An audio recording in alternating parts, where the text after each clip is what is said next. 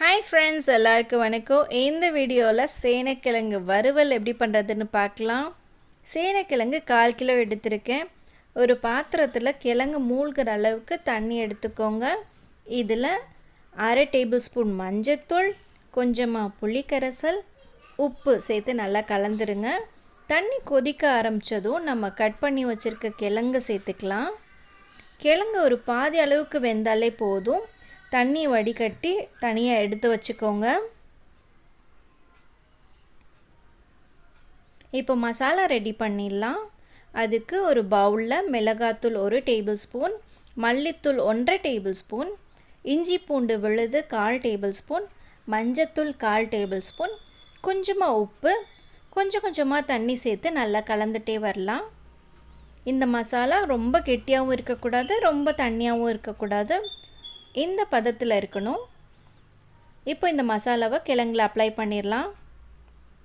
இப்போ ஒரு கடாயில் இல்லைன்னா தோசை தவா கூட எடுத்துக்கலாம். இதில் 2 டேபிள் ஸ்பூன் எண்ணெய் சேர்த்துக்கிறோம். இந்த எண்ணெயில் ஒவ்வொரு பீஸாக கிழங்கு சேர்த்துட்டே வரலாம். ஒரு சைடு வெந்ததும் இன்னொரு சைடு திருப்பி போடணும். இந்த மாதிரி செய்கிறதுனால நல்லா கிறிஸ்பியாக இருக்கும்.